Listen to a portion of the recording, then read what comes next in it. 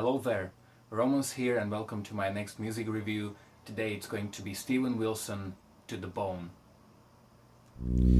Music review. Music review. It doesn't really matter if you are a Steven Wilson fan or not. If you like progressive music and if you follow more artistic part of the music, I think you must be aware of Steven Wilson. He's probably the most famous artist doing progressive music. I must confess, before we start this review, that I'm not necessarily a Steven Wilson fan. I've listened to some of the Porcupine Trees records before, like In Absentia or Dead Wing. They were okay. I wasn't really that impressed with Porcupine Tree, but I've listened to that band like 7 years ago, so I'm planning to give them a proper listen.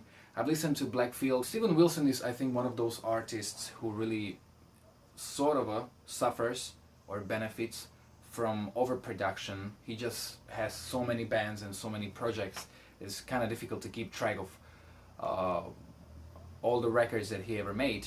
Since I've heard around 3,000 records in my life, it just struck me a couple of months ago that Steven Wilson's solo albums, which he's devoting most of his time in like last 8 or 9 years, have a lot of critical acclaim from critics, from prog community, from general public.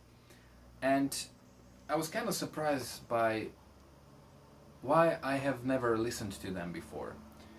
Unfortunately, before listening to the new album, I had only time to listen to his first solo album from 2008. I think it's called Insurgents, which was okay. I wasn't really that impressed by that album, but it was okay generally. Based on what I've heard, his follow-up records are much better in terms of quality, so I'm actually looking forward to them quite a lot. So after listening to his first solo album, I jumped right into the new one, which I've heard 9 times as of now. I must say, it's important to say that I've been aware of Steven Wilson preparing his new album for quite some time. It was, I think, a couple of months ago when I've heard the song of I, which is that kind of a ambient slash pop slash electronics kind of song with some percussions and thick bass. And this song really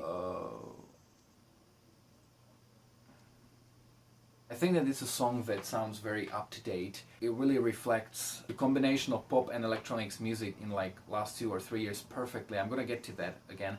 And even the guest female vocals from Sophie Hunger are very nice. So this song really got my attraction because it is a pop song, albeit very dark and there's a lot of tension, and it really is a pretty serious song in terms of the tone. It really shows that you can do pop music in a very artistic way. It doesn't have to be a commercial, earworm kind of song. And then the second single I've heard was the song called Permeating. I'm not even sure that's a word. I think that's just something that Steven Wilson came up with. This song really just took me by surprise, gotta be honest here. As I said before, I'm not really a Steven Wilson fan in that I have never really listened to his music very properly and in too much detail.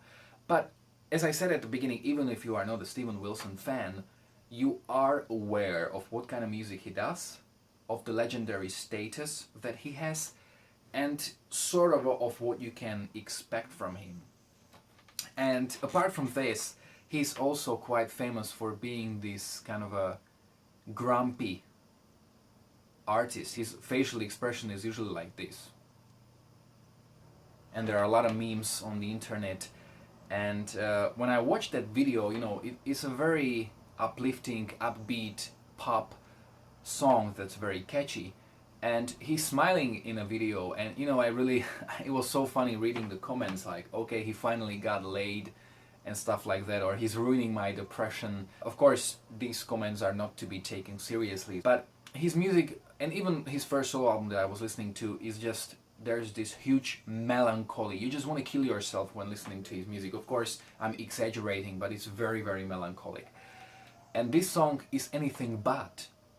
And he was smiling in a video, there were dancers, and apart from this, it's a very simple song, but it's a very good one. I really like that song, and I think that this song, along with Song of I, even though both of them are pretty much a contrast to each other, reflect what most of musicians try to do in like last 3 or 4 years. Now I take that only from perspective of Slovakia, but you've got many bands and artists who try to break through doing pop music, so doing music that's easily accessible. Most of these bands sound like this, exactly. Imagine that 20 bands release a new single. If there is one band sounding like that, single, permeating, that's the band most portals are gonna write about.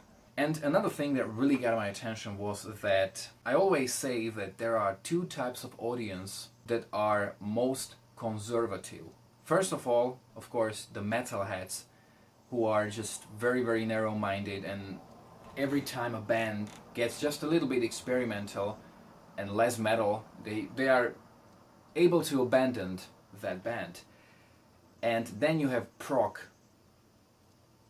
fans or proggers or prog rockers, and they also are very conservative. You would expect from somebody who listens to progressive music to be very open-minded and very able to appreciate and accept other music genres.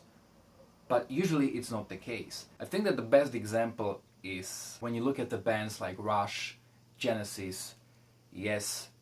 All these bands went sort of a commercial in the 80s. Of course, it was not necessarily because they wanted to be commercial, it was also keeping up with the trends and trying to evolve into the new era. And most of these bands got more commercial in terms of their songwriting, and many prog fans just abandoned them, like this is such a crap. Like for example, Big Generator, the album from Yes, is just so hated by prog fans in general. I think that album is really great. I think that this just shows how big of a hypocrites prog fans can be. If you look at some progressive bands, they can go on like, this is such an underrated band, they are so great and so few people know about them, and suddenly band gets more commercial, more successful, and they abandon the band. Oh, they're too commercial, they are not what they used to be. It's so hypocritical, you know. This is what I don't like about pure prog fans, that they consider progressive music to be the highest form of music. It's not. It's not. It's one of the genres. A really beautiful thing that I've heard is what Tobias Sammet, the singer and the songwriter of Edguy and Avantasia, said. I've read it a couple of years ago. And for me, he's one of the best, if not the best songwriter in like last 15 years. I mean, that guy is sick. He is just great. And he said that the most difficult thing to write is a 3-minute song that's catchy, original, has a message, some meaningful message within limited amount of words, has a great production, and has a great sound. Now that's the most difficult thing to do, and many progressive bands fail to write those songs. And I think that when Genesis wrote songs like that in the 80s, it just proved how great songwriters and musicians they were. There was another thing that I've heard Mike, I think it was Portnoy, the ex-drummer from Dream Theater, saying that writing a 20-minute song is easy for us. It's writing the short ones that is really challenging. Doing more commercial music doesn't necessarily mean you're making a lesser form of art. This is one of the reasons why I was really looking forward to the album, because this track was just so commercial that I really wanted to see the reactions that the potential album may create. So I've already talked about songs Song of I and Permeating. Another song going slightly in that genre is a song called Pariah, which is a duet with Ninette. This is another thing that I don't really think that Steven Wilson is an exceptional singer. Let me explain. I don't think anybody listening to his music would go, he's got a disgusting voice. No, nobody would ever say that. But I don't think there would be anyone saying, wow, he's such a great singer, I would like to have a voice like him. His voice is pretty average, and I've just witnessed that many progressive bands are like this. Very few progressive bands, in my opinion, have exceptional singers. Of course, this may be due to the fact that progressive bands like stand for the whole being greater than the sum of its parts. A really good thing about this is that Ninette lends her guest female vocals in this song, and her vocal performance is really breathtaking. The whole song is very good. It may give you a feeling of heard it before, kind of pop song, but it really grows on you in time. Another song that goes in this vein is a song called Refuge, which is a song that will immediately remind you of Peter Gabriel's 1986 album Soul, and Steven Wilson even cited Peter Gabriel to be among his biggest inspirations for this album. This is another really great song. You've got those 80s keyboards coming up, and there's even harmonica with some sort of a distortion which can be heard in more songs, and it just gives very unique feeling. Another song that really stands out for me is a song called Detonation, which is probably as progressive as the album gets. It's a very long song which again combines elements of pop, of heavy prog, of funk, of electronics, of ambient music. It's great, and even the last song called Song of Unborn is a very slow ballad on a piano. It's got a very nice atmosphere, so it's a nice closing track of the album. Then you've got some songs like, for example, The Same Asylum as Before, which has orchestra in it. It's a little heavier with some bluesy elements, and he sings in falsetto, which is kind of a not typical for him in terms of this album. And it's got a very Pink Floyd-ish kind of vibe. Then you've got, for instance, the song People Who Eat Darkness, and especially the verses where he sings with a sort of a distortion on his voice. It really reminds me of those alternative / indie rock bands like Blur or The Killers. This is one of those more rock-driven songs. Then you've got, for instance, ballad Blank Tapes, again with Ninette as a guest female vocalist. It's a very short, very nice ballad. It's got a nice atmosphere. There are also two songs which I don't really like. I mean, the title track, To the Bone, has 1 minute of what I can consider to be an intro, and that intro paints a certain picture or paints a certain mood or atmosphere. And when he starts to sing, the song changes from this dark, very serious tone into a sort of a happy pop kind of song. From a viewpoint of a songwriter, I would probably develop that song slightly different. I didn't really like the song that much. It's not a standout track for me, and the same goes to the second song, Nowhere Now, which is more in the vein of Radiohead or U2, but it's got a very predictable and very cheesy chorus for me.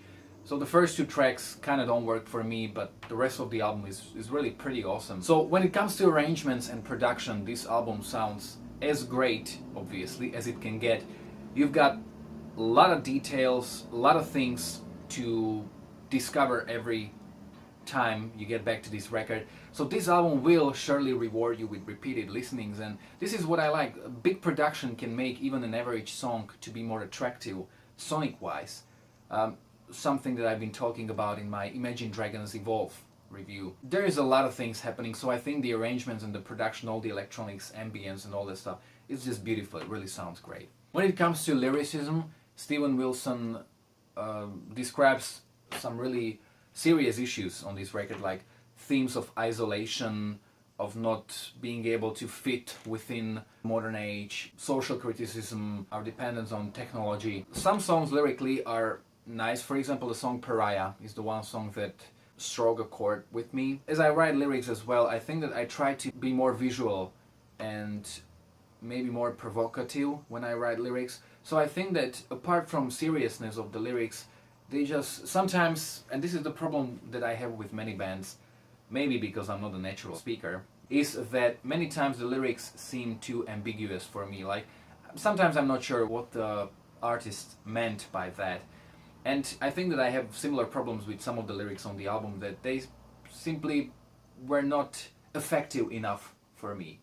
But I decided to go with 8 points out of 10, even though that there are a couple of weaker moments. I think that the songs that are good are not just good, they are exceptional, they are fantastic. So I would say that this is a great album, which I would primarily recommend to the fans of the genre and Steven Wilson, even though in the case of this album, this may be a little tricky, because if you are really a narrow-minded prog head, you may not enjoy this album very much if you're expecting a real progressive record. I would say that this album is sort of like a progressive pop, artistic pop. So if you are an open-minded listener like me, you can enjoy this album. So I would probably recommend this album even to people who are not necessarily interested in progressive music. If you like what I've talked about before, electronics and pop, you may find this album very appealing. If you like Steven Wilson, like if you are a die-hard fan who likes everything, you will really like this album. So this is a great record. I'm really looking forward to listening to other Steven Wilson's albums.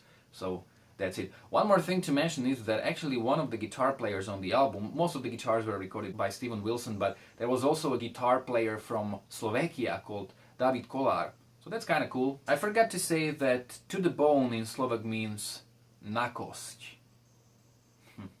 If you like this review, don't forget to like, to share, to subscribe. If you have listened to the album, leave the comment below how did you like it, and thanks for watching.